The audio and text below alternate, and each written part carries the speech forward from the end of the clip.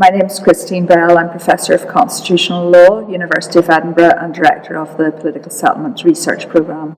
PeaceTech connects data, innovation and technology and peace-building activities in innovative ways, so it's become a term that attaches to any attempt to do that. My name is Kevin McNichol. I'm a postdoc on the Political Settlements Research Programme, and I'm primarily working at the moment or doing my research on the relationship between power sharing and inclusion at the moment, but I've also done some work about looking to the extent in which there's a gender perspective in peace agreements and under what circumstances do peace agreements make reference to women and what kind of provisions are there and are they implemented. I'm Larissa Schatz. I'm a lecturer in design informatics, and my work is focused on designing interfaces that connect people with complex systems like autonomous systems that often use technologies such as blockchains and smart contracts and this kind of systems. So my name is Tobias Keller. I'm a PhD candidate at the University of Edinburgh, and I'm working on data visualization, and I'm especially working on the PeaceTech project, trying to come up with ways to visually communicate the data that is in this project and that stems from this project.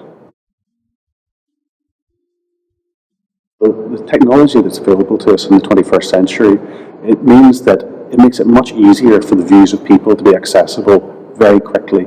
So one of the things that I think is important in these negotiations is to get perhaps real-time knowledge of what the people think about some of the major issues, and this can be used to leverage the negotiation in a direction that not only is more socially just, but is actually more effective in the long term, because one of the major dangers for peace processes is that certain groups feel alienated or marginalized, and this can actually really be problematic for peace in the long term. I think the visualization answers questions that just really looking at the data in tables or in text form that you could not read from that, because it gives you a glimpse on more global pattern. For example, if you look at how peace processes evolve through various agreements, you see that they proceed through, like they cycle through different stages, and it's not necessarily that they go like they're supposed to go from a ceasefire to like a permanent implementation of peace, but they go back and forth. And visualizing this not only for one process, but for several or all of them, shows that peace is much more complex to achieve than we might have thought. I think PeaceTech is important because I think technology is changing the way we do things in so many different levels, and there are a lot of discussions about what is going wrong as well in that area. But it does have the ability to provide more participation if it is well designed. If it's designed in a way that is more participatory than top-down, and we are learning. I think with each mistake, we are learning how to design better technologies that are more inclusive.